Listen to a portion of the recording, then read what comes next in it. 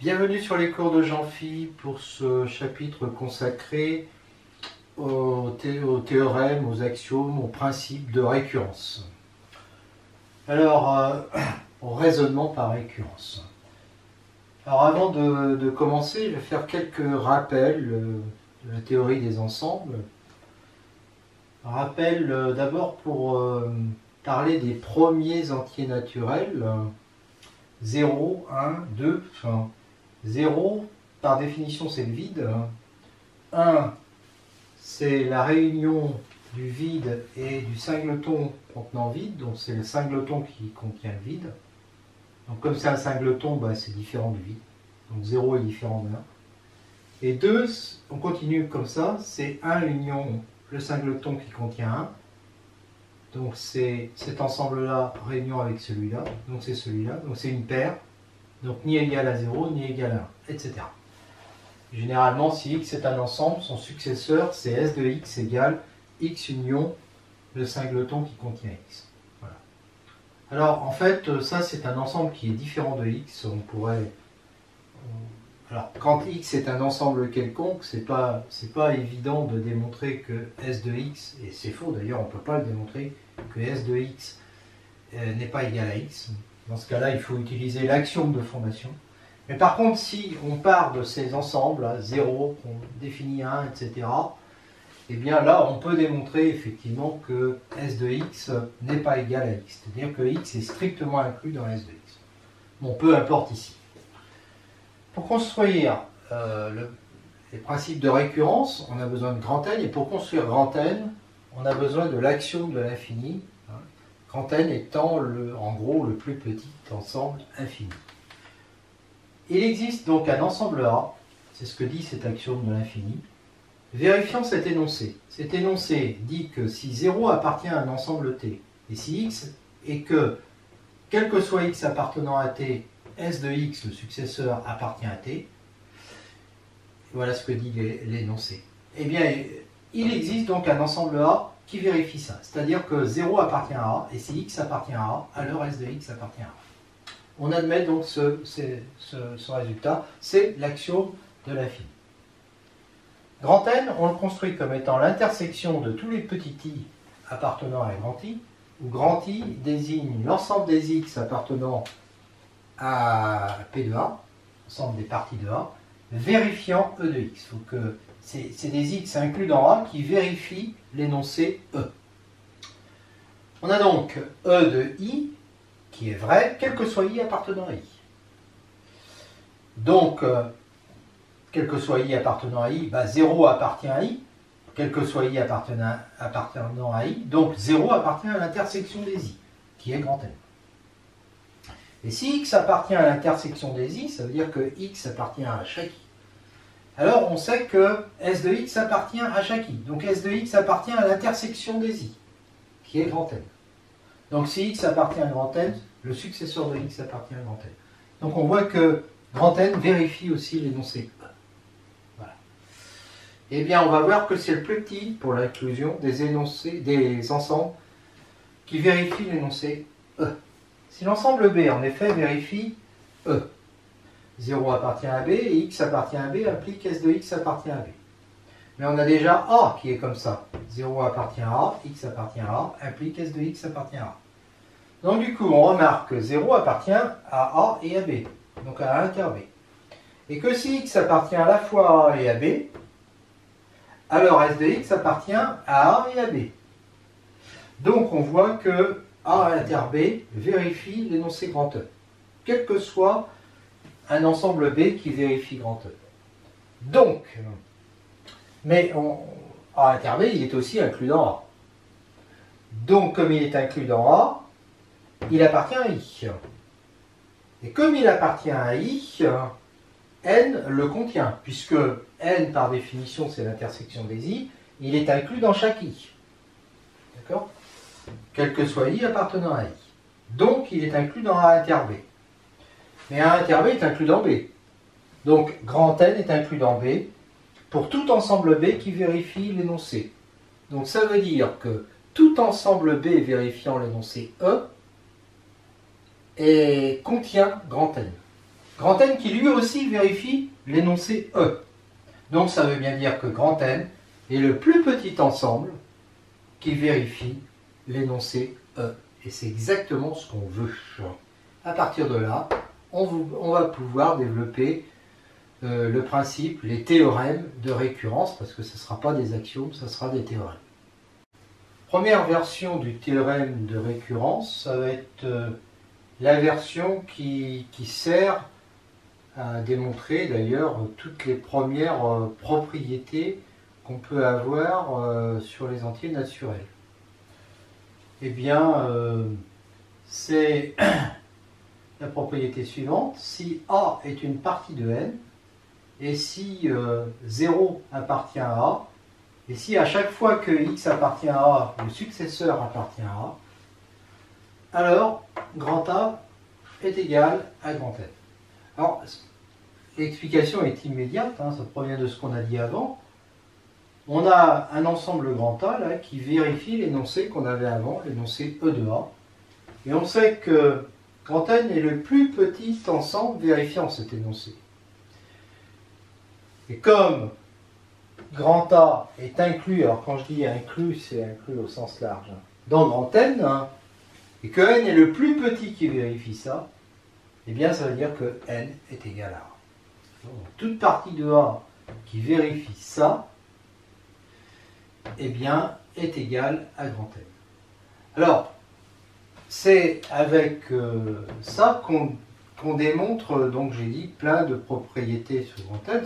C'est comme ça qu'on va démontrer, par exemple, l'associativité de l'addition, la commutativité de l'addition, etc. D'ailleurs, l'addition elle-même est définie, j'en dirai quelques mots après, parce que c'est assez compliqué de définir l'addition. Elle est définie à partir du théorème de récurrence, enfin à partir de l'axiome de l'infini qu'on a vu précédemment. C'est-à-dire, elle est bâtie sur la construction de grand N. Alors, autre version du théorème de récurrence, le principe de récurrence, on considère, c'est celui qu'on utilise le plus, hein, soit P de n un énoncé dans N, hein, tel que P de 0 est vrai, et P de n est vrai, et si P de n est vrai, alors P de n plus 1 est vrai, c'est-à-dire l'implication est vraie. Alors P de n est toujours vrai. On voit bien l'idée, P de 0 est vrai, donc P de 0 est vrai, ça implique que P de 1 est vrai, P de 1 est vrai, implique P de 2 est vrai, etc. C'est bien ça la récurrence. Et donc P de n, au bout du compte, est toujours vrai. Alors comment est-ce qu'on peut démontrer ça? Eh bien, en considérant l'ensemble A des entiers naturels n, hein, tel que P de n est vrai. Alors, on met P de n, ça suffit. Eh bien là, 0 appartient à A, puisque P de 0 est vrai. Si n appartient à A, P de n est vrai. Implique P de n plus 1 est vrai. Donc n plus 1 appartient à A. Et donc je suis ramené à ce que j'ai vu avant, c'est-à-dire que cette partie-là vérifie l'énoncé, 0 appartient à A, n appartient à A, implique n plus 1 appartient à A. Donc A est égal à n. Si A est égal à n, ça veut bien dire que pour tout entier n, P de n est vrai. Et donc, on a le résultat. Alors ça, on appelle ça une récurrence faible. On a une autre récurrence faible, celle-ci à partir de 0. Là, on peut aussi l'avoir à partir d'un entier P. Alors, ça va être s'énoncer comme ça. On a un énoncé P défini pour n supérieur ou égal à P, tel que P de n0, alors P de n supérieur ou égal à n0, pardon, tel que P de n0 est vrai, un énoncé P de n pour n supérieur ou égal à 0. Voilà. Tel que P de n0 est vrai, et si n est supérieur ou égal à n0, P de n vrai implique P de n plus 1 est vrai. Donc P de n0 est vrai, et à partir du rang n0, si P de n est vrai, il implique que P de n plus 1 est vrai. Alors P de n est vrai, quel que soit n supérieur ou égal à n0. Comment on démontre ça? En transformant par translation cet énoncé en un énoncé Q de x qui est égal à la propriété P en n0 plus x. Donc Q de 0, je remplace x par 0, c'est P de n0. Et P de n0 est vrai, donc Q de 0 est vrai. Si Q de x est vrai, ça veut dire que P de n0 plus x est vrai. C'est un P de n si vous voulez. D'accord? Mais P de n implique P de n plus 1. Donc P de n0 plus x plus 1 est vrai. Alors, ça c'est un n0 plus x plus 1, mais qui se transforme en n0 plus x plus 1. Et donc ça veut dire que Q en x plus 1 est vrai.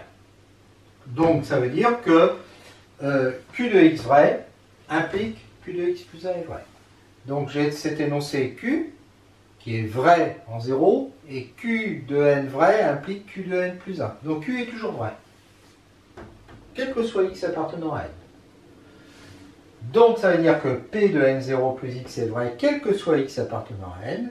Comme tous les entiers n supérieurs ou égaux à n0 sont de la forme n0 plus x, hein, parce que si je prends n supérieur ou égal à n0, bah, x c'est le n moins n0.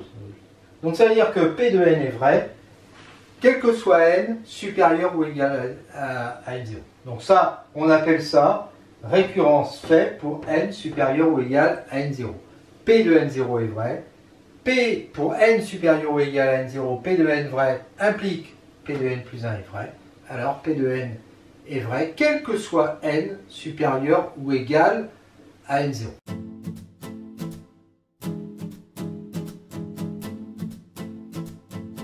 Récurrence faible limitée, AB appartient à n, A inférieur à B, on a un énoncé P de n sur AB.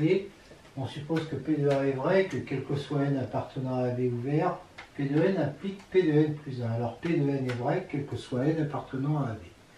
Démonstration prend pour Q de n l'énoncé, mais un P de n, si c'est l'énoncé P de n si n appartient à AB, et si n est supérieur à AB, c'est l'énoncé n égale n. Autrement dit, c'est toujours vrai.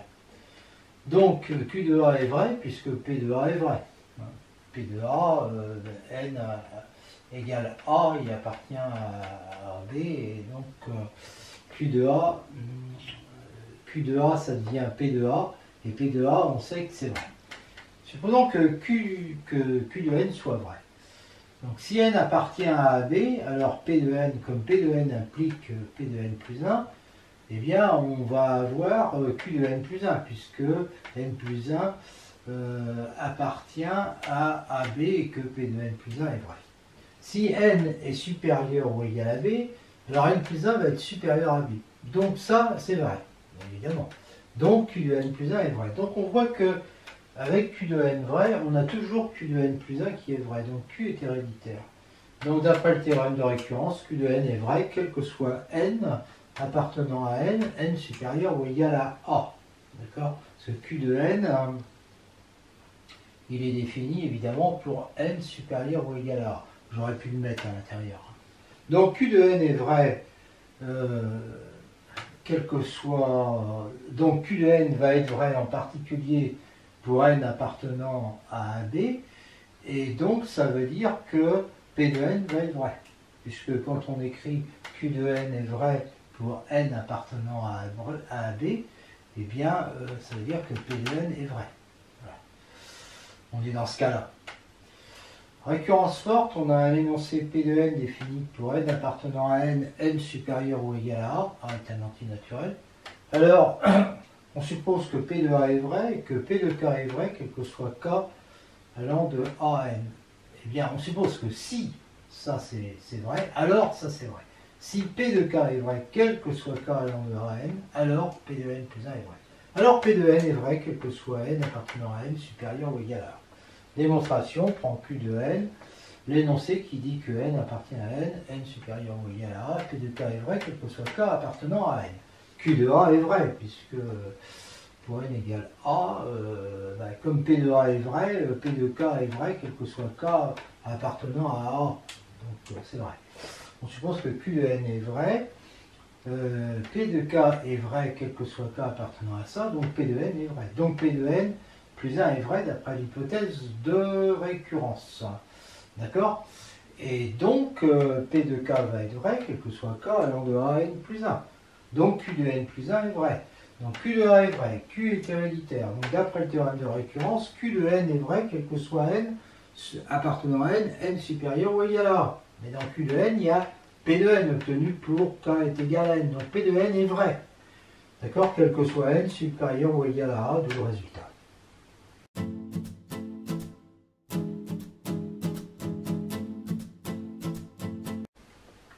Récurrence simple non dépendante.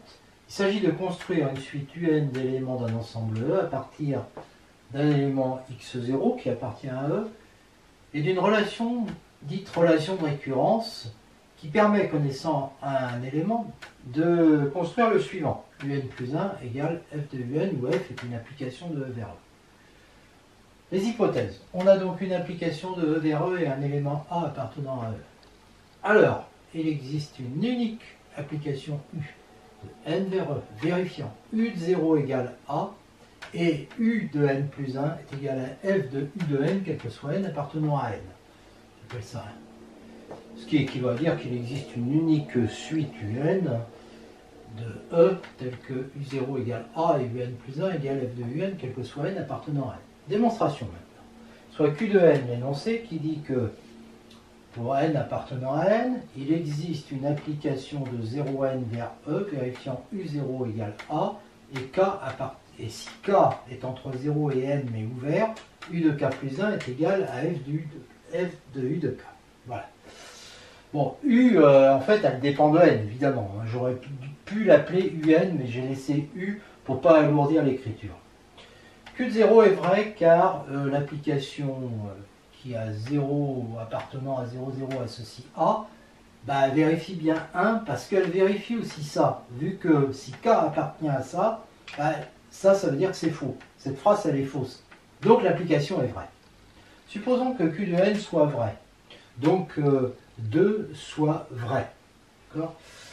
Soit V, l'application de 0, n plus 1 vers E, définie comme étant égal à U sur 0n, d'accord, et f de U de n, c'est-à-dire l'image de n plus 1, pardon, c'est f de U de n si k est égal à n plus 1. Voilà. Alors, on a bien V de 0 égale U0 égale A, d'accord, vu que 0 est bien inférieur ou égal à n, donc on a bien V0 égale U0 égale A. Et si K appartient à 0n ouvert, eh bien, comme Q de n est vrai, on sait que U de K plus 1 va être égal à F de U de K. Mais le K plus 1, là, il appartient à 0n fermé. Donc, le U de K plus 1, il est égal à V de K plus 1. Et le U de K est égal à V de K. Donc, on a ça. Alors maintenant, reste le K égale N. Ben, si K est égal à N, V de N plus 1, d'après ce que j'ai défini ici, c'est égal à F de U de N. D'accord? Mais U de N, c'est V de N. Donc, c'est F de V de N. Voilà. Donc, j'ai bien V de K plus 1 qui est égal à V de K, quel que soit K appartenant à 0n plus 1 ouvert, c'est-à-dire quel que soit K appartenant à 0n. Donc, Q de n plus 1 est vrai. Donc, ça veut dire que Q est héréditaire. Et comme Q de 0 est vrai, d'après le théorème de récurrence, Q de n est toujours vrai. Alors, je l'appelle maintenant UN. Je l'appelle UN au lieu de l'appeler U. J'appelle UN une application, je sais qu'il en existe, une application de 0n vers E qui vérifie donc, c'est pas 1 ici, mais c'est 2. Ça. Supposons qu'il existe un n appartenant à n et une application, et en fait deux applications. J'avais UN, mais maintenant VN, je sais que UN existe, et maintenant je suppose qu'il y a une application VN différente de UN, de 0 à n vers E, qui vérifie aussi 2. Voilà. Vn est différent de UN, donc il existe K appartenant à 0n, tel que Vn de K est différent de UN de K. Soit delta n, l'ensemble des K appartenant à 0n, tel que Vn de K est différent de UN de K. Elle est donc non vide. Donc admet un plus petit élément que j'appelle P, puisque delta n est inclus dans n. P est supérieur à 0 parce que UN de 0, de toute façon, ça doit faire A. Et Vn de 0, A aussi. Donc, ils sont égaux. Donc, n est supérieur à 0, hein, puisque P est supérieur à 0 et que n est supérieur à P. Donc, J est égal à P-1 est supérieur ou égal à 0.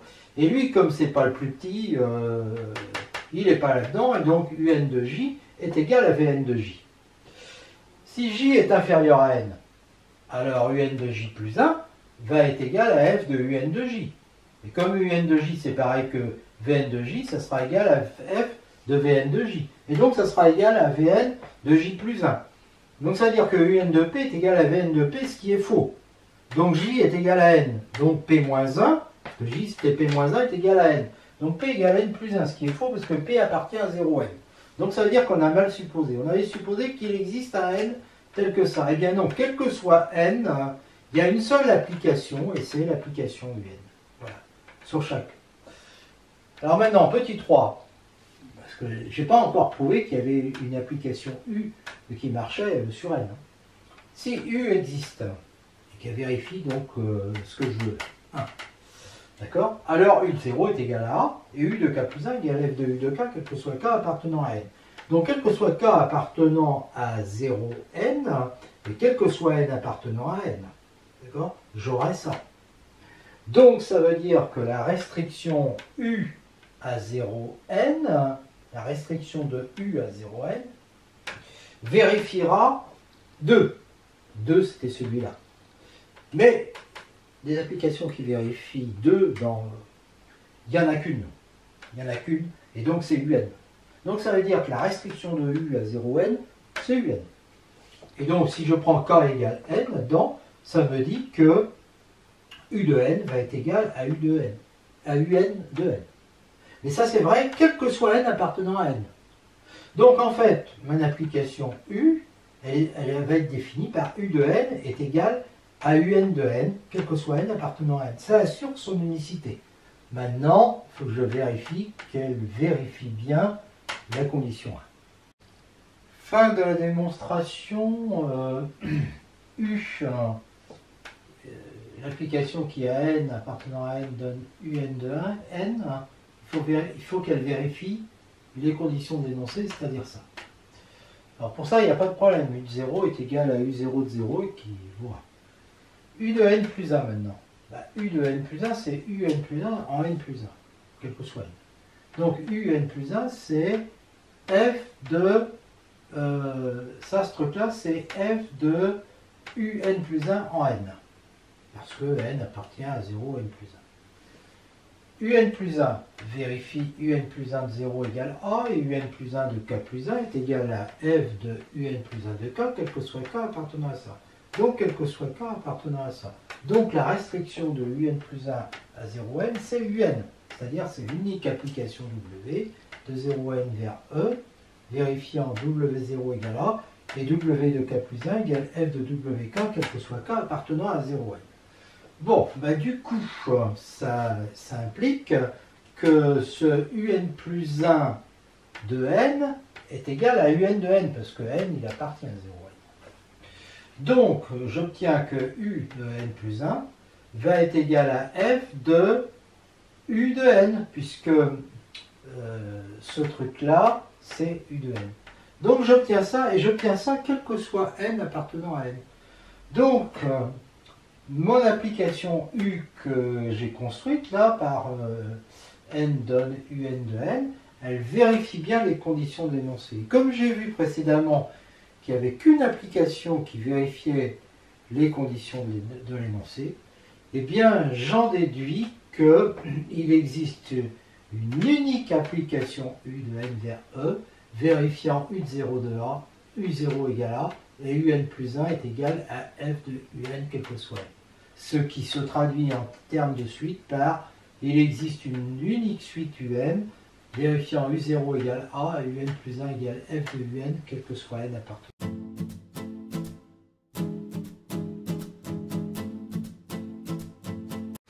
Exemple d'utilisation d'une récurrence simple. Si A est un réel positif non nul, on va démontrer que 1 plus A puissance n est supérieur ou égal à 1 plus NA, quel que soit n appartenant à n. Démonstration donc. On prend ça comme étant l'énoncé qui dépend de n. P de 0 est vrai parce que 1 plus a à la puissance 0 c'est égal à 1. Et que 1 plus 0a est égal à 1 aussi. On suppose que P de n est vrai, donc on a ça. Et donc, comme 1 plus a est positif, on multiplie des deux côtés. Et on obtient facilement que 1 plus a à la puissance n plus 1 est supérieur ou égal à 1 plus n plus 1 a. Donc, ça veut dire que P de n plus 1 est vrai. Donc, P est héréditaire, et comme P de 0 était vrai, eh bien, le théorème de récurrence assure que on a toujours ça. Récurrence forte, tout n appartenant à n supérieur ou égal à 2 admet un diviseur premier. Démonstration, donc l'énoncé P de n, c'est celui-là. P de 2 est vrai parce que 2 premier divise 2. Supposons que P de k soit vrai pour tout k appartenant à 2n, k est entier, n entier supérieur ou égal à 2, et considérons n plus 1. Si n plus 1 est premier, alors c'est gagné, P de n plus 1 est vrai, puisque n plus 1 qui est premier divise n plus 1. Sinon, n plus 1 est un a fois b, où a et b sont deux entiers supérieurs ou égaux à 2. Et donc, P de a est vrai. Donc, il existe d premier qui divise a. D divise a et a divise n plus 1. Donc, d divise n plus 1. Donc, P de n plus 1 est vrai. Donc, P est héréditaire. P de 2 est vrai et P est héréditaire. Donc, d'après le théorème de récurrence, eh bien, c'est toujours vrai. Ce qu'on voulait démontrer est toujours vrai. Addition dans n, eh bien, on utilise la fonction successeur pour définir a plus b. La fonction successeur, bon, S de n, c'est en fait le n plus 1, appartenant à n. Soit a, alors je vous invite d'ailleurs, je ne l'ai pas dit au début, mais il est évident qu'avant ce chapitre-là, il faut avoir vu le chapitre sur la construction des entiers naturels. Et avant celui de la construction des entiers naturels, ne serait-ce que pour l'axiome de l'infini, il faut avoir vu aussi la théorie des ensembles. Il y a des chapitres consacrés à ça. Soit A appartenant à n, alors il existe une unique application U de n vers n, telle que U de 0 égale A, et U de n plus 1 est égal à successeur de U de n, quel que soit n appartenant à n. Bon, ben ça on sait, d'après le théorème qu'on a démontré. On pose alors A plus B égale U de B pour tout B appartenant à n. Ça nous donne quoi? Ben, ça donne que A plus 0, c'est U de 0. U de 0, ça fait A. Donc c'est gagné. A plus 1, c'est U de 1. Et U de 1, c'est quand n vaut 0 ici, c'est le successeur de U de 0. D'accord? Donc c'est-à-dire le successeur de A. En fait, c'est A plus 1, donc le successeur de A. Et A plus 2, ça va être le successeur de A plus 1, etc. etc. Puissance. On définit pour A appartenant à R et N appartenant à N, A puissance N de la façon suivante. Il existe une unique application U de N vers R, vérifiant U de 0 égale 1 et U de N plus 1 est égal à 1 de N fois A, quel que soit N appartenant à N. D'accord? Ça, encore une fois, on le sait. Eh bien, on va poser A puissance N égale UN, quel que soit N appartenant à N. Si N vaut 0, A puissance 0 égale U0 égale 1. A puissance 1 égale U de 1 est égal à U de 0 fois A, c'est-à-dire 1 fois A égale A, normal. A puissance 2 égale U de 2, c'est-à-dire U de 1 fois A, mais U de 1 c'est A, donc A fois A, etc. Et à chaque fois on multiplie par A.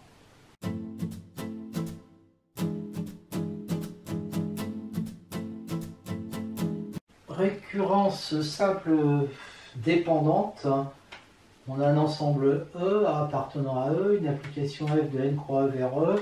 Alors il existe une unique application U de n vers E qui vérifie U de 0 est égal à A et U de n plus 1 égale F de n, U de n, quel que soit n appartenant à n. La nouveauté, c'est que c'est une fonction de deux variables.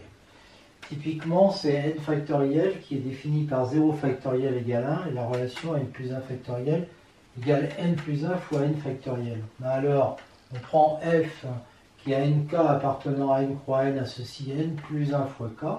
Eh bien, il existe u de n vers e, tel que u de 0 est égal à 1 et u de n plus 1 est égal à ça. Et ça va nous faire n plus 1 u de n, quel que soit n. On pose alors n factoriel est égal à u de n, donc 0 factoriel égale u de 0 égale 1, 1 factoriel égale u de 1 égale 1 fois u0 et donc égale 1 aussi, factoriel 2 égale 2 fois u de 1 égale 2, et puis factoriel 3, parce que ça c'est factoriel 3, hein, factoriel 3 égale u de 3 égale 3 u de 2 égale 3 fois 2, 6, etc. On a bien 0 factoriel égale 1 et n plus 1 factoriel qui est égal à n plus 1 multiplié par n factoriel, quel que soit n appartenant à n. Voilà comment on peut définir factoriel n. Alors, démonstration maintenant de ce théorème, on prend G de n croix E vers n croix E qui à nx associe n plus 1 f de nx. Comme ça, on se ramène on se ramène au même ensemble, d'accord? Au même ensemble qu'on avait là. Là, ce n'était pas le cas ici. On sait qu'il existe alors une unique application V de n vers n croix E, telle que V0 égale 0A et Vn plus 1 égale G de Vn, quel que soit n appartenant à n. Donc Vn appartient à n croix E, quel que soit n. J'appelle pi1 la première projection, pi2 la deuxième projection, W égale pi1 rho V et U égale pi2 rho V. De sorte que Vn égale Wn U de n, quel que soit n appartenant à n. Donc maintenant, on va démontrer en fait que Wn est toujours égal à n. Voilà, j'appelle ça la propriété P de n. Bon, V0 c'est 0A, donc W de 0 égale 0, donc P de 0 est vrai. Supposons que P de n soit vrai, donc Wn est égal à n. Alors V de n égale n U de n. Eh bien V de n plus 1 qui est égal à G de V de n plus 1 est égal à n plus 1 f de n un. Donc je vois que W de n plus 1 est égal à n plus 1. Donc P de n plus 1 est vrai. Donc P de 0 est vrai, P est donc héréditaire, d'après le théorème de récurrence, P de n est toujours vrai. Donc Wn est toujours égal à n. Vn plus 1, je reprends ça, est égal à ça. Ça implique que U de n plus 1, la deuxième composante, est égale à f de n, quel que soit n appartenant à n. De plus, V de 0, c'est 0A. Donc je vois que U0 est égal à A. Donc j'ai bien U0 égale A, et puis j'ai ça, quel que soit n. Donc la fonction U que j'ai ici répond au problème. Unicité. Cette fonction U, là, c'était la deuxième coordonnée, répond au problème. Unicité. On suppose U' de n vers E, tel que U'0 égale A, et U'n plus 1 égale f de n U'n, quel que soit n appartenant à n. Et j'appelle Q de n la propriété qui dit que U de n est égal à U'n. U0 égale à A. Mais U'0 est aussi égal à A, donc ils sont bien égaux. Donc Q de 0 est vrai. Supposons que Q de n soit vrai. Bon, U de n plus 1, c'est f de n U' de n. D'accord? Et U' de n, c'est U de n. Hein, parce que Q de n est vrai. Et donc ça fait f de n U de n, c'est-à-dire Un plus 1. Donc U'n plus 1 est égal à Un plus 1. Donc ça veut dire que Q de n plus 1 est vrai. Et donc Q est héréditaire. Et comme Q de 0 est vrai, par le théorème de récurrence, Q de n est toujours vrai. Donc U' de n est toujours égal à U de n, quel que soit n appartenant à n. Donc U est égal à U'. Donc ça veut dire qu'il n'y a qu'une application U de n croix E qui vérifie ça. Une remarque, les deux théorèmes de récurrence simple dépendante et indépendante se généralisent à partir d'un certain rang. Autrement dit, si f est une application de E croix E, A un élément de n appartenant à grand N, il existe une unique application U qui démarre à grand N et qui va vers E, telle que U de grand N égale A et U de n plus 1 est égal à f de U de n, quel que soit petit n supérieur ou égal à grand N. Et on a la même chose ici pour la deuxième. F, cette fois-ci on prend f, une application de grand N vers plus l'infini au lieu inter n, c'est-à-dire les entiers à partir de grand N, au lieu de prendre tous les entiers, vers E, A appartenant à E, il existe une unique application U de n, de ça vers E, vérifiant U de grand N égale A et UN plus 1 égale F de N U de N, quel que soit N supérieur ou égal à grand N. Démonstration de la première, la deuxième c'est exactement pareil en fait. Il existe n unique W de N vers E vérifiant ça. Ça, on le sait. Soit U, on décale, qui à N fait correspondre W de N-N. Alors, U de grand N est égal à W de 0 est égal à A. Et quel que soit N, U de N plus 1 est égal à W de N-N plus 1, ce qui fait, là j'applique ça, F de W de N moins grand N, F de U de N. Donc ça marche, on a bien ça. Unicité, si U' existait et faisait la même chose, on appelle W' qui à N appartenant à N associe U' de N plus N. Elle va vérifier W' de 0 qui est égal à U' de N qui est égal à A. Et quel que soit N appartenant à N, W' de N plus 1, ça va être U' de N plus 1 plus N. Donc ça va faire, puisqu'elle vérifie l'autre, F de U' de N plus grand N, c'est-à-dire F de W' de grand N, quel que soit N. Et en plus, W'0 égale A. Comme W est unique, W' est égal à W, puisque W', si vous voulez, elle vérifie ça. D'accord? Bon, bah du coup, si je prends N supérieur ou égal à N, U' de N, qui est égal à W' de N moins N, va être égal à W de N moins N, c'est-à-dire à U de N, quel que soit N supérieur ou égal à N. Donc U' égale U de l'unicité. Bah, c'est pareil pour l'autre, sauf que, une petite différence, il existe un unique W, application W de N vers E, vérifiant W0 égale A, et W de N plus 1 égale G de N, U de N, quel que soit N appartenant à N, où G est l'application qui a Nx appartenant à N croix E, associe F de N plus N, X. Forcément, il faut faire le décalage.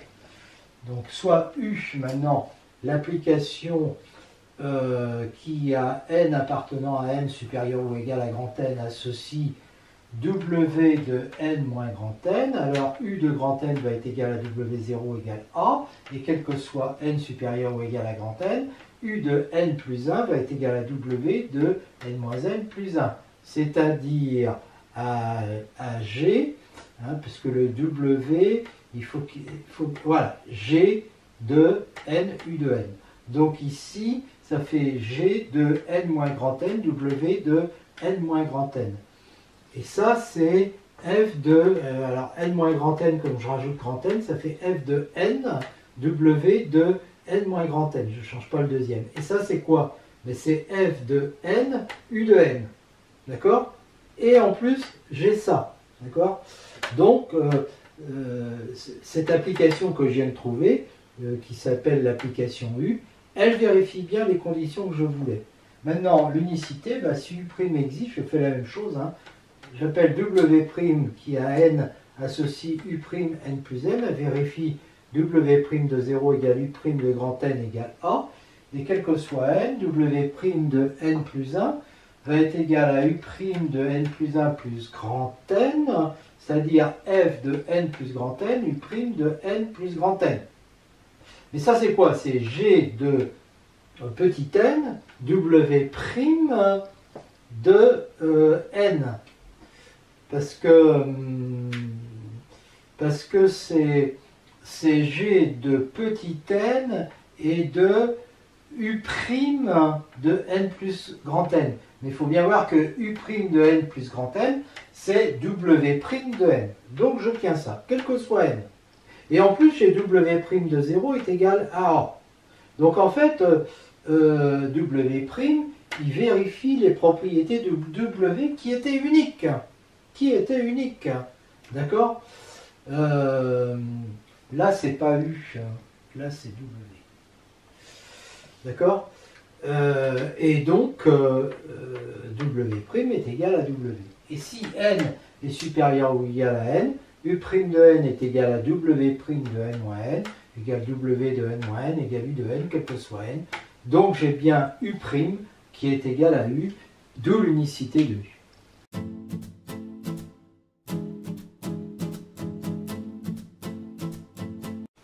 récurrence double sans dépendance qui va permettre d'affirmer par exemple l'existence d'une unique suite UN vérifiant U0 égale 0, U1 égale 1 et UN plus 2 est égal à racine carrée de UN plus 1 plus racine carrée de UN. Alors énoncé, on se donne un ensemble E, deux éléments A et B de E et une application F de E croix E vers E. Alors il existe une unique application U de N croix E, de N vers E, pardon, qui vérifie U0 égale A, U1 égale B, il faut donner deux conditions, et quel que soit N appartenant à N, UN plus 2 égale F de UN et UN plus 1. Autrement dit, on se donne deux éléments, puis ensuite le troisième va dépendre des deux premiers, le quatrième des deux précédents, et à chaque fois, UN plus 2 dépend des deux précédents. Ce qui équivaut à dire qu'il existe une unique suite UN vérifiant U0 égale A, U1 égale B, et quel que soit N appartenant à N, UN plus 2 égale F de UN, UN plus 1. Démonstration. On prend la fonction G de E croix E vers E croix E, qui à XY donne Y F de XY. Autrement dit, on se ramène à une fonction qui va d'un ensemble vers lui-même, comme on a fait avant. Et de fait, on va pouvoir utiliser un résultat précédent. Il existe une unique application V de n étoiles. Là, on va partir de 1 vers E croix E, tel que V de 1 égale à B et V de n plus 1 est égal à G de Vn, quel que soit n, donc appartenant à n étoiles. On pose V de 0 est égal à AA pour avoir V défini sur n, hein, donc à valeur dans E croix E. Hein. Et on pose pi1, bon, bah, la projection du premier, pi2, la projection du deuxième, W comme dans l'autre démonstration, hein, égale pi1 rond V, et U égale pi2 rond V. De ce fait, on a V de n égale le couple Wn U de n, quel que soit n appartenant à n. W0, bah, W0 c'est pi1 de V0, c'est-à-dire pi1 de AA, je me suis trompé ici, hein. C'est AA, et donc ça fait A. Et U0, c'est pi2 de AA, ça fait A aussi. W1, c'est pi1 de AB, là c'est AB. Donc ça fait A, et U1 est égal à pi2 de AB, ça fait B.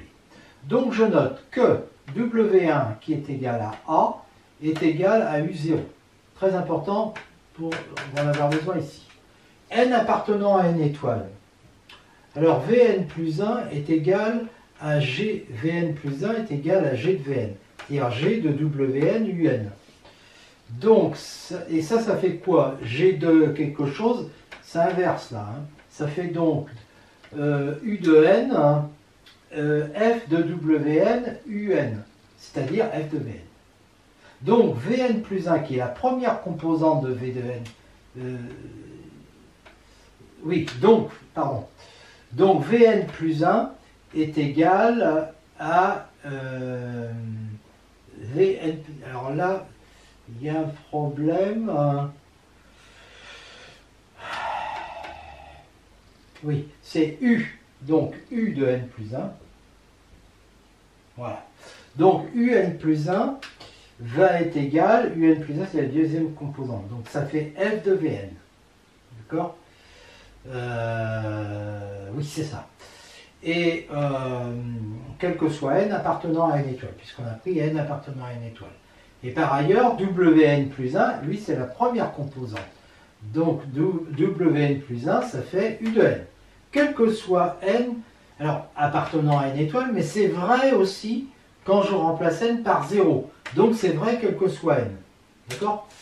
Alors maintenant, si je prends n appartenant à n, U de n plus 2, bah, U de n plus 2, c'est F de V de n plus 1.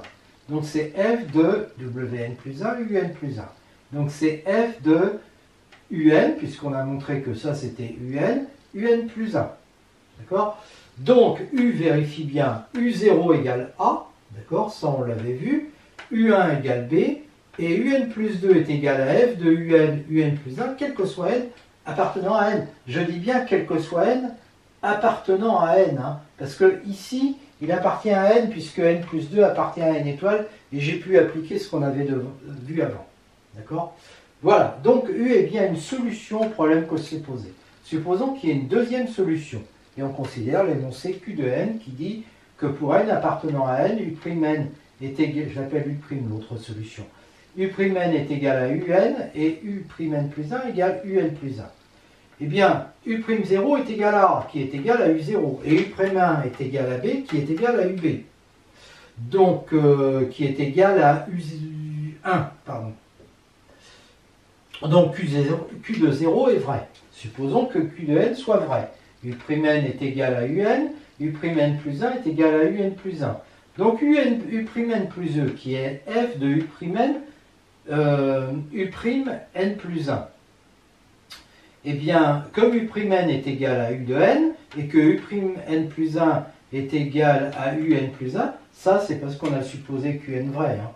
Eh bien, ça fait f de Un plus 1. Donc ça fait Un plus 2. D'accord? Donc, j'ai U'N plus 1 est égal à Un plus 1, et je viens de voir que j'ai U'N plus 2 qui est égal à Un plus 2. Donc Q de n plus 1 est vrai. Donc Q est héréditaire. Q0 est vrai, Q est héréditaire, donc d'après le théorème de récurrence, Q de n est toujours vrai, quel que soit n appartenant à n. Donc U'N égale U de n, quel que soit n appartenant à n, ce qui veut dire que U' est égal à U, ce qui nous assure l'unicité de U. D'où le résultat. La suite réelle UN définie par U0 égale 0, U1 égale 1 et UN plus 2 égale racine de UN plus racine de UN plus 1. Elle est bien définie parce que si on considère la fonction qui a xy appartenant à R+, donne racine carrée de x plus racine carrée de y appartenant à R+, ça équivaut à dire que UN plus 2 est égal à f de UN et UN plus 1. Et donc on vient de voir qu'il existe une seule suite vérifiant toutes ces conditions. Étudions cette suite, notamment on va chercher sa limite parce que trouver une formule donnant UN en fonction de n, c'est sans espoir, hein, parce que c'est des racines de somme de racines. Une récurrence immédiate me dit que UN est toujours positif, évidemment. On définit xn par xn égale racine carrée de UN, et donc on a cette relation, et un rang de moins, on a ça. Et par soustraction, on a ça qui est vrai pour n supérieur ou égal à 1. Et j'appelle P de n l'énoncé n appartenant à n étoile, xk inférieur ou égal à xk plus 1, quel que soit k allant de 0 à n-1. Autrement dit, x0 inférieur ou égal à x1, etc. jusqu'à xn-1. P de 1 est vrai parce que x0 est égal à 0 qui est inférieur ou égal à x1 qui vaut 1. P de 2 est vrai parce que x0 est inférieur ou égal à x1, que x1 est inférieur ou égal à x2 qui vaut 1 aussi. Et P de 3 est vrai parce que on a ça, x3 lui il vaut racine de 1 plus racine de 1 égale racine de 2. Oui, c'est pas 2, hein, c'est racine de 2. Racine de 1 plus... non, c'est 2. C'est 2, oui, pardon. Supposons que P de n soit vrai avec n supérieur ou égal à 3. Donc on a ça, c'est-à-dire j'écris, oui, on a ça, que je remplace n par n-1. D'accord ? Et donc ça me fait ça. Et donc comme ça fait ça, je factorise, et j'obtiens que ça fait ça. Mais comme j'ai supposé P de n vrai, ça c'est supérieur ou égal à 0. Ça c'est supérieur ou égal à 0, donc ça aussi. Donc j'ai ça. Et comme j'avais ça, eh bien j'obtiens ça en fait. Et donc P de n plus 1 est vrai, donc P est héréditaire, et comme P de 1 est vrai, P de n est vrai, quel que soit n appartenant à une étoile, d'où j'en déduis que xn est inférieur ou égal à xn plus 1, quel que soit n appartenant à n, et donc on a ça, quel que soit n, et donc un est inférieur ou égal à un plus 1, quel que soit n, ce qui veut dire que la suite un est croissante. On va montrer qu'elle est majorée par 4. Donc qn, l'énoncé qui dit que un est inférieur ou égal à 2, quel que soit k allant de 0 à n. Eh bien, U0 égale 0, U1 égale 1, U2 égale 1, donc Q0, Q de 1 et Q de 2 sont vrais. Je suppose que Q de n est vrai, on peut prendre n supérieur ou égal à 2. un plus 1 égale ça. Bon, bah, ça va être inférieur ou égal à racine de 4 plus racine de 4. Hein, ils sont tous inférieurs à 4. Là, c'est pas 2. Je me suis planté. Et donc, ça fait 2 plus 2, 4. Et donc, on a bien eu K qui est toujours inférieur ou égal à K. 4, quel que soit K, allant de 0 à n plus 1. Du coup, Q de n plus 1 est vrai, donc Q est héréditaire. Et comme Q de 0 est vrai, eh bien on en déduit que Q de n est toujours vrai, quel que soit n appartenant à n, d'après le théorème de récurrence. Donc Un est inférieur ou égal à 4, quel que soit n. Donc j'ai affaire à une suite qui est croissante majorée par 4, donc convergente de limite L. Bon, bah évidemment, la limite est plus grande que U1, puisque la suite est croissante, et U1 ça vaut 1.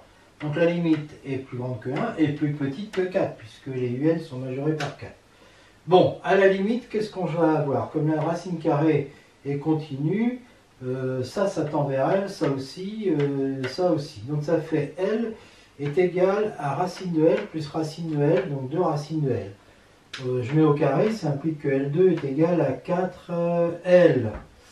Donc en factorisant par L, ça fait L égale 0 ou L égale 4. Bon, mais L ne peut pas être égal à 0 puisque c'est supérieur ou égal à 1. Donc L est égal à 4. Donc la limite de cette suite UN, c'est 4.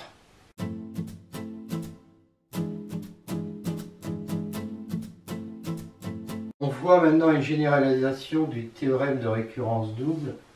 C'est un théorème de récurrence forte qui permet de construire une suite à partir d'une formule qui porte sur P éléments. On a un entier naturel P supérieur ou égal à 2 parce que P est égal à 1 a déjà été vu, un ensemble E, P éléments dans E, et une fonction f de puissance P vers E, donnée par cette formule. Alors il existe une unique suite U, vérifiant U de K égale à K, quel que soit K égale 0 jusqu'à P-1, c'est-à-dire U0 égale à 0, U1 égale à 1, etc. Et UN plus P est égal à F de UN plus 1 jusqu'à UN plus P-1. Donc là, il y a bien effectivement P éléments, pardon, quel que soit N appartenant à N. D'accord? Donc il s'agit d'une suite définie par une formule de récurrence et connaissant les P premiers éléments. Donc on considère l'application G de E puissance P vers E puissance P qui à x0, xp-1 associe f de x1 jusqu'à xp-2 et puis le dernier terme étant f de x0, x1 jusqu'à xp-1, il appartient bien à E. Donc c'est la même démonstration que dans le cas où P était égal à 2. J'aurais pu mettre ici P supérieur ou égal à 3. Alors, on sait qu'il existe donc une unique suite V de n vers E puissance P qui vérifie cette formule-là, parce que là on va de cet ensemble vers le même, c'est pour ça. Donc ça c'est un théorème de récurrence qu'on a vu, et qui vérifie en même temps ça, c'est-à-dire V0 égale ça, V1 égale A0 et que des A1, Vp-1, voilà, à chaque fois j'avance un petit peu dans la suite, et là je les ai tous les accords. On pose WK, la projection en fait, la Kayenne projection de V, c'est-à-dire que V c'est en fait W0, W1 jusqu'à W P-1, et donc V de n c'est la suite W, c'est la famille WK de n, K entre 0 et P-1. Et ceci, quel que soit n appartenant à n. Donc Vn plus 1, bah, c'est la même chose avec n plus 1, hein. Mais on sait que Vn plus 1, c'est G de Vn. Donc ça va être W1n, W de n, Wp moins de n, c'est-à-dire j'utilise ça, F de Vn. Et ça implique que W0 de n plus 1 va être égal à W1n, W1 n plus 1 à W2n, etc. Donc WK n plus 1 va être égal à WK plus 1n, quel que soit K entre 0 et P-2, parce que je m'arrête là. Et puis le dernier, c'est WP-1 n plus 1 qui va être égal à F de Vn. D'accord? Tout ça, c'est quel que soit n. Hein. Alors, W P-1 moins K en N plus P-1 est égal à W P-1, c'est ce qu'on va démontrer, N plus P-1 moins K, quel que soit N, par récurrence sur K. Si je prends K égale 0, la formule est évidente, ça fait Wn plus P-1, W P-1 en N plus P-1 est égal à WP-1, et je remplace K par 0, en N plus P-1, c'est évident. Supposons qu'elle soit vraie à l'ordre K, alors c'est une récurrence finie, c'est sur K, K évidemment, il est entre 0 et P, moins 1. Alors, donc supposons que l'on ait ça. Eh bien, si je remplace K par K plus 1, ça va me faire WP moins 2 moins K. Moins K moins 2, d'accord? En N plus P moins 1. Alors, lui, d'après la formule 2, ça va être égal, j'avance d'un cran là-dessus, donc WP moins K moins 1, et puis là, je diminue d'un cran. Donc N plus P moins 2, d'accord? Mais ça, par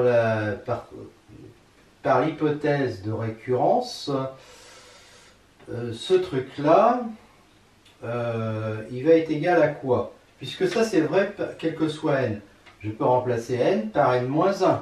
Et quand je remplace n par n-1, ça fait wp-1 moins k en n plus p moins 2 est égal à wp-1 en n-2 plus p moins k.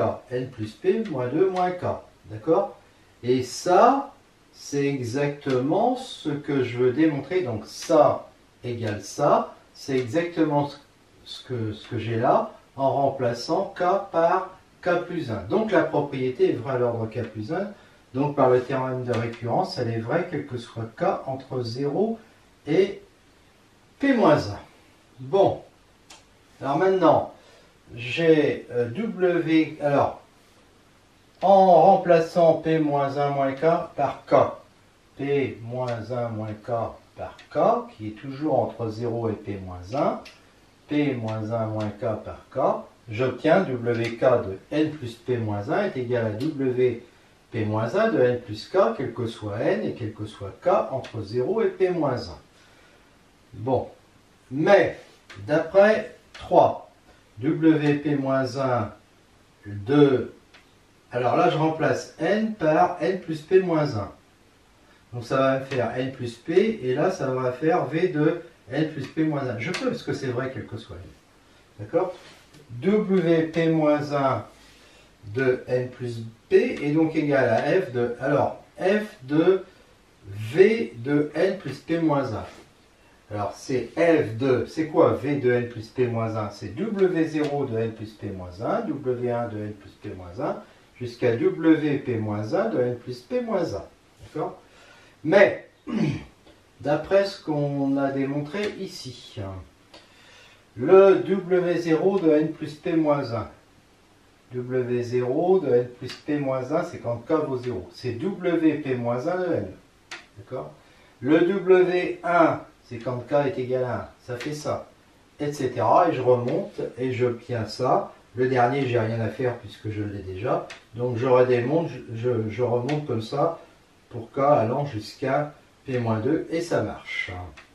Et donc finalement, j'obtiens quoi? J'obtiens que WP-1 de N plus P est toujours égal à F de ça. D'accord? Donc le WP-1, il joue bien le même rôle que ce que je veux avoir ici. WP-1 de N plus P égale F de WP-1 de N, etc., etc. Alors, il me reste juste à vérifier ça. WP-1 de K est égal à AK, quel que soit K égale 0 jusqu'à P-1. Là, il faut que j'aille ici. WP-1 de 0, par exemple. C'est quand je prends le dernier terme de V0. Ça fait un 0. WP-1 de V1, c'est le dernier terme de V1. Ça fait 1. Et là, le dernier terme, il est toujours égal, de toute façon, à ça. Donc, j'ai bien Donc j'ai bien W P-1 de K qui est égal à K pour tout K allant de 0 à P-1 et ça marche. Donc j'ai exactement finalement, hein, j'ai exactement ce que je veux. Et donc je peux dire que V égale WP-1 convient. Autrement dit, il existe une suite qui vérifie les conditions du théorème. Il n'y a plus qu'à démontrer qu'elle est unique. On passe à l'unicité, c'est très rapide. On suppose qu'il y a deux suites UV qui conviennent, donc qui vérifient UK égale VK égale à K, quel que soit K entre 0 et P-1, et UN plus P est égal à F de UN plus 1 jusqu'à UN plus P-1, et VN plus P égale F de VN jusqu'à Vn plus P-1, quel que soit n appartenant à n. Voilà. Donc on va montrer que UK est égal à VK, quel que soit K entre 0 et n, pour tout n appartenant à n, en faisant une récurrence sur n. Alors si n est inférieur ou égal à P-1, ben, K qui est entre 0 et n va être entre 0 et P-1, et donc il va vérifier ça, et donc on aura UK égale VK, puisqu'ils sont tous les deux égaux à K. Donc la propriété est vraie jusqu'à l'ordre P-1. Maintenant, supposons-la vraie à l'ordre n supérieur ou égal à P-1. Donc, UN plus 1, je peux dire n plus 1, c'est n plus 1 moins P plus P. Donc, c'est-à-dire que c'est n plus 1 moins P plus P. Donc, je remplace le n par n plus 1 moins P. Donc, j'obtiens cette formule-là qui va, donc, quand je n plus 1 moins n par n plus 1 moins p, ça m'amène jusqu'à un. D'accord? Voilà. Alors évidemment, hein, ça c'est parfaitement défini, puisque n est supérieur ou égal à p-1, donc ça marche. Hein. Vn plus 1, ben, c'est pareil, hein, donc on obtient ça. Et là, ce qu'on va dire, c'est que ça, les indices là sont de plus en plus grands jusqu'à n. Bon, mais on a supposé que la propriété était vraie jusqu'à l'ordre n. Donc un est égal à vn, un-1 est égal à vn-1, et tous ceux qui sont d'indice avant sont tous égaux. D'accord? Donc les UK qui interviennent ici sont tous égaux aux VK qui interviennent ici. Donc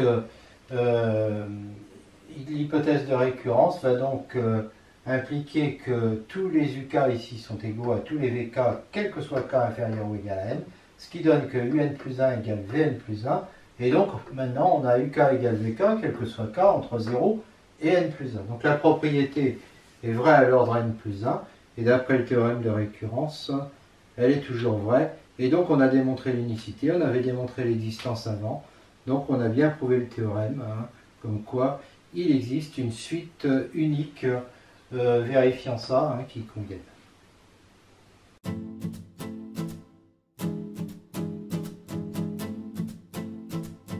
Récurrence double avec dépendance, A, B appartiennent à E et F une application de N croix E vers E. Alors il existe une unique application de N vers E, vérifiant U de 0 égale A, U1 égale B, et U de N plus 2 égale F de N, elle est là la dépendance, U de N plus 1, quel que soit N appartenant à N. Ce qui revient à dire, ce qui équivaut à dire qu'il existe une unique suite UN vérifiant ça. Démonstration pose F égale E croix E, G est l'application définie sur N croix F, à valeur dans F, qui a N xy, ça appartient à F, associe Y, F de N-1 de l'XY, ça appartient à E, d'accord? Et puis mon Y, il appartient à E, donc j'arrive bien dans F.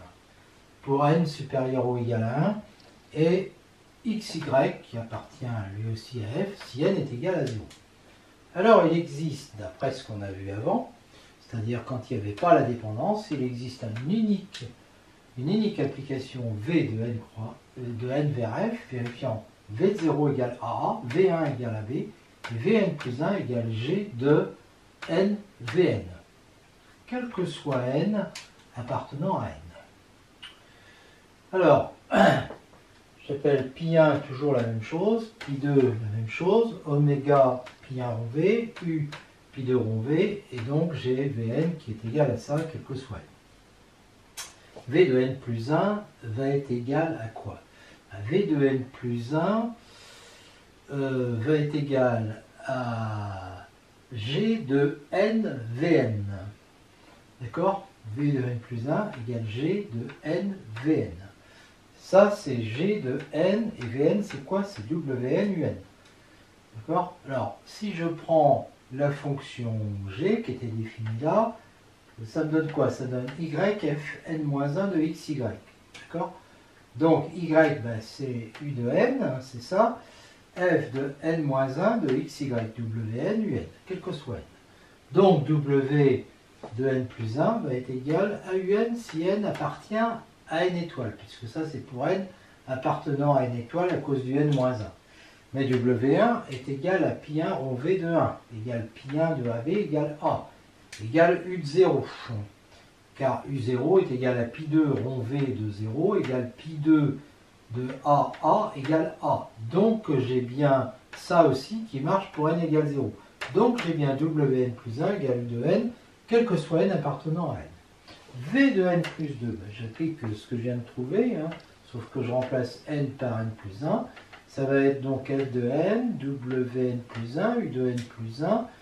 Donc ça va être égal, je viens de démontrer, donc ça fait Un plus 1, F de n, Un plus 1. Pourquoi Un? Parce que W de n plus 1, c'est Un. D'accord? Donc U de n plus 2, c'est ça. Donc U de n plus 2 va être égal à F de n, c'est la deuxième composante. Hein. Un plus 1, quel que soit n. Et de plus, U de 0 égale A, U1 égale, U de 1 est égal à pi2 rond V de 1 égale pi2 de AB égale B. Autrement dit, U vérifie ça, ça et ça. Donc U, c'est pas V, hein, c'est U, répond au problème qu'on s'est posé. Alors maintenant, il faut montrer qu'il y a unicité. Je suppose, c'est classique, comme j'ai fait avant. U' de n vers E qui vérifie ça et ça, quel que soit n. Et j'appelle P de n la phrase n appartenant à n, l'énoncé U' de n égale U de n, U' de n plus 1 égale U de n plus 1. J'ai bien U'0 qui est égal à A, qui est donc égal à U0, et U'1 qui est égal à B, qui est égal à U1, donc P de 0 est vrai. Supposons que P de n est vrai, c'est-à-dire ça. U' de n plus 2, c'est égal à ça. Mais comme j'ai P de n, U' de n va être égal à UN, et U' de n plus 1 égale à UN plus 1. Donc ça fait ça. D'accord? Car P de n est vrai. Mais ça, c'est quoi? Mais c'est exactement U de n plus 2, parce que lui aussi, il est solution au problème. Donc j'ai finalement U' n plus 2 qui est égal à UN plus 2. Et comme j'avais U' n plus 1 égale UN plus 1, j'ai P de n plus 1 qui est vrai. Donc P est héréditaire, d'après le théorème de récurrence. Et comme P de 0 était vrai, le théorème de récurrence assure que P de n est vrai quel que soit n. Donc j'ai U' n qui est égal à UN quel que soit n appartenant à n, ce qui veut dire que U' est égal à U, ce qui assure l'unicité de U. Et donc on a prouvé l'existence et l'unicité, et c'est terminé.